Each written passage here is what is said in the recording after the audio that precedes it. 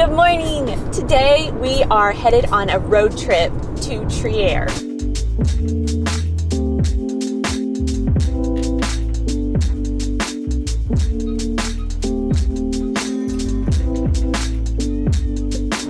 We have been living in Germany for about 3 or 4 days and we still have not found an apartment. We've been searching and searching, but today is Sunday, everything is shut down, so we thought we might as well take a little drive and do a road trip. Trier has the most Roman ruins north of the Swiss Alps than any other city, and so there's going to be all kinds of things to see here. So we're going to walk around there for a few hours. The weather's beautiful, Germany is beautiful. So it's going to be about an hour and 11 minutes to Trier according to Google Maps from where we live, but we are getting to drive on the Autobahn. And the Autobahn is the highway network all throughout Germany, and there are speed limits in specific parts of it, but then every so often you'll see a sign that's round, a white round sign with black and lines through it, and that's saying that the speed zone has stopped and you can go at whatever speed you want. So cars are just flying by and we can go faster. So I don't know how they really gauge the speed and the time that it takes to get places, but we may be able to get there a lot faster than 1 hour and 11 minutes. We're really excited to get to do our very first road trip and explore a little bit more of Germany.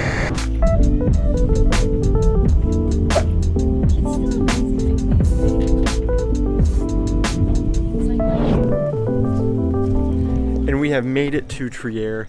It is really cool. It's a lot bigger than our city that we live in Ramstein, but driving in, there's just really beautiful big buildings, and then you come down the main street and you come to the massive Porta Nigra black gates, the famous Roman gates that Trier has right in the center of it. And so that's where we parked our cars way back. There's a lot of parking lots all around, a lot of paid for spots, but we found a free spot. I think it's free. We'll find out once we get back if we have any kind of ticket or anything. But so we're just walking and kind of wandering back towards to the center of the city to find the black gates, which is going to be our first site that we're going to check out here. And it did end up taking, I think, about an hour and 11 minutes, so the time was right. I kind of found whenever you're on the Autobahn, like, it's fun to go really fast at first, but then you end up just kind of finding a comfortable speed that feels right, and you just go that, and it ends up being a pretty reasonable speed, like 80 miles an hour or so, 130 kilometers is what I'm kind of seeing it is. So most people aren't really flying down it. It's not that like racetrack feel that I expected in terms of just like everybody's flying. But anyways, walking to the black gates, and that'll be your first sight.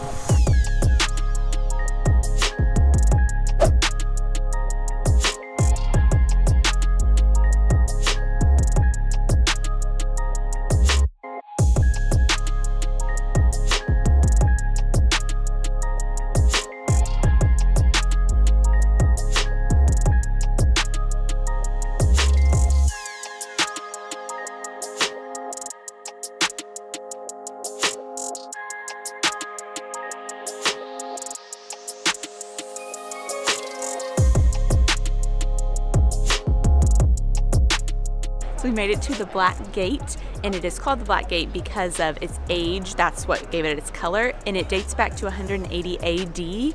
Super old. So this is a Roman gate, and it leads into the city. And so we just got to walk right under it, and it's really well preserved. Wow, because you can see the columns up there. They have a lot of details on them still, and you can walk up and go up and look out over the city from up in the gate. We're not going to do that, but it was only about €4, so if somebody wanted to do that, it's not too bad of a price.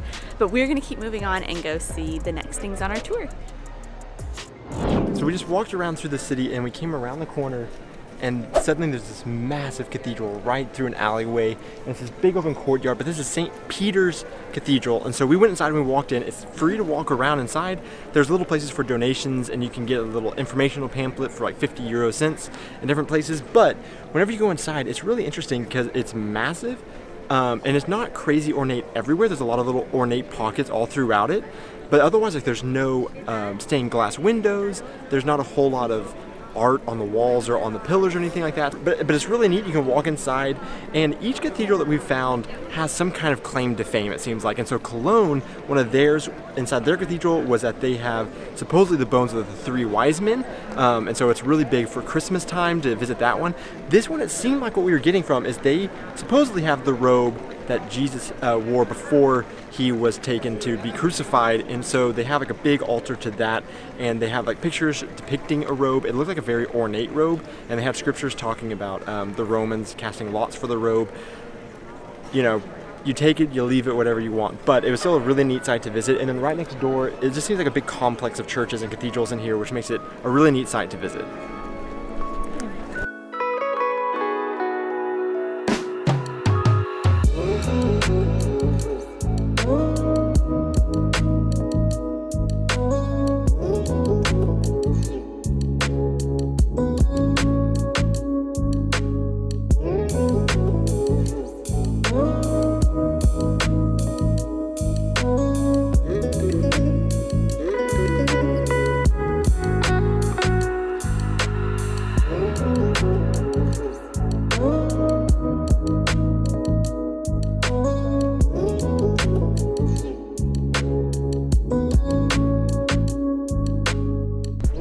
So I have visited Trier before, but I completely forgot about how beautiful the architecture is in this city, and the rest of just like everything to see here. Because whenever I came, it was whenever I was in college studying abroad here, and we came and did like a walking tour, and I remember like the big black gate, I remember the cathedrals, but I don't remember like all of the half timber frame houses and these incredible gardens like right now that we're walking through. There's just so much more to see here that's really, really well taken care of and beautiful in the summertime. So it just really makes Trier a lot more of a destination to come to than I had expected, especially since it's so close to Ramstein. I'm really excited to know that this is here now, and that we can bring people here, because this is definitely a place that is worth coming and checking out for sure. A lot of really cool free stuff to see, and it's so beautiful.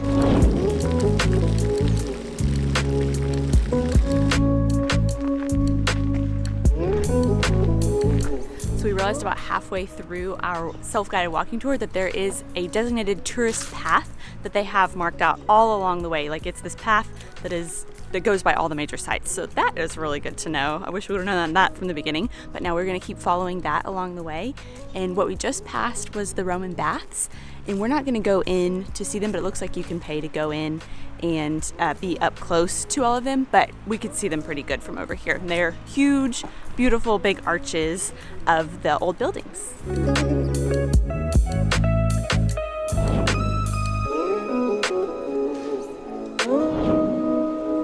So one thing that Trier is also really famous for is that this is the birthplace of Karl Marx.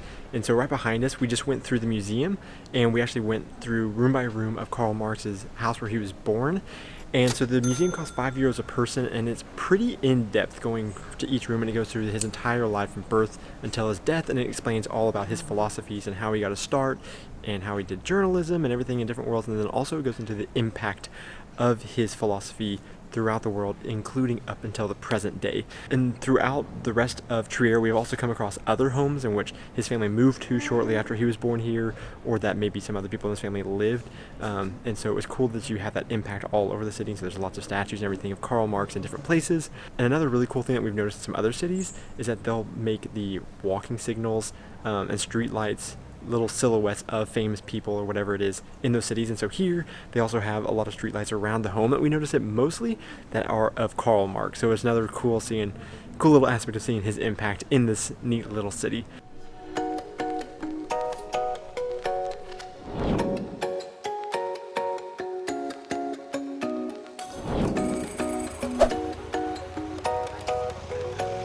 We kept going a little ways past the Karl Marx house, and it's past the tourist trail. So we kept going a little farther down to the river, and there's this old Roman bridge that I guess has been converted to a modern bridge as well, but it has some Roman ruins underneath it. And the river is really pretty with the mountains and the hills in the distance, and there's lots of like beautiful houses and trees and nature. So this was a really pretty spot just a little outside of the city.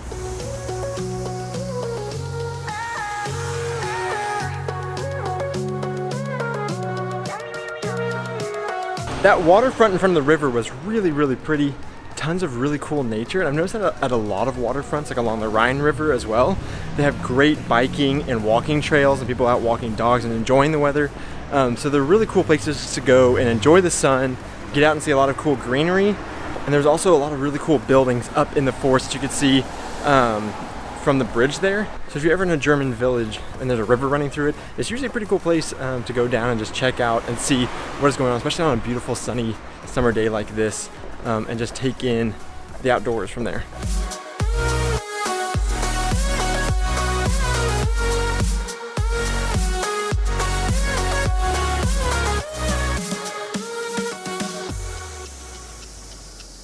So one of the last places that we're going to stop by before we head out is St. Gangolf's Cathedral. And it's this neat kind of cathedral that's tucked away and hidden behind some buildings in the main square here. There's a little bitty gate that's directly across from the big black gate that's in between a few buildings, and if you go through that, that's where the cathedral is. So it's tucked away and it's kind of secluded, even though it's right in the middle of the huge square here.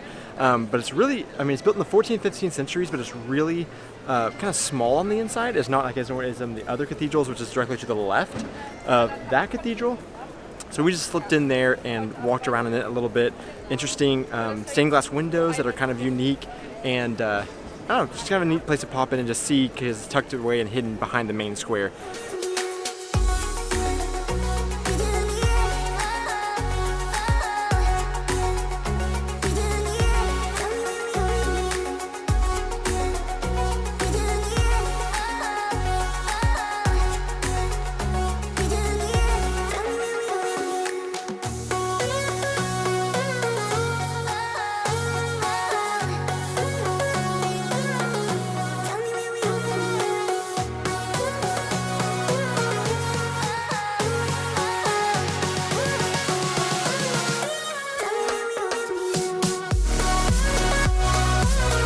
One thing I remember whenever we were here with my college group, so I remember them telling us a story about here in Trier there was a monastery in which a whole lot of monks were making a lot of wine, and that was a huge export of Trier at the time. And one day, all of a sudden, one of their barrels in their huge, oh yeah, well, that's right. Their huge storage room, I guess, had a huge leak, and all of the wine poured out all over the city. And it got into the water system, and so there was for like a day whenever all of the taps ran with wine. So all of the people in the city tried to quickly grab different cups and buckets and everything they could to try to get as much wine as they could for that period whenever they had this miracle of wine in Trier. So I gotta fact check that story because I remember it just being briefly told to us on the tour, and I'm pretty sure it was here, but really kind of a neat thing. So we're done with Trier for today. We just saw part of the old town, but I'm sure there are so many more cool things to see. It's a very picturesque, cute little old town with the half-timbered buildings and all kinds of cool Roman ruins and cathedrals. Really cool place to come check out, even just for half a day. This was great. So of all the stuff that we saw, there was still one more thing that we didn't get to see that I wanted to see, and that was the Roman Amphitheatre where they did gladiator fights and everything. It's one of the best preserved amphitheaters that I have ever seen, and you can even go down into the bottom of it, and you can see where like the in quotes locker rooms for the gladiators were and everything. So something that is definitely worth still checking out. Something that we didn't get to do because we have to head out and get back home. But if you're here, look into it.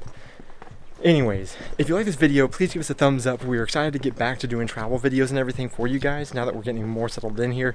But hopefully once we actually find a place to live and everything, they'll become a lot more commonplace and you'll have a lot more fun watching our channel. So please hit that like button and also subscribe so that you can see those videos coming up because we'd love to have you traveling with us. Bye.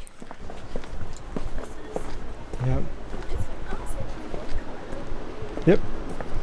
No ticket or anything. I think we're good.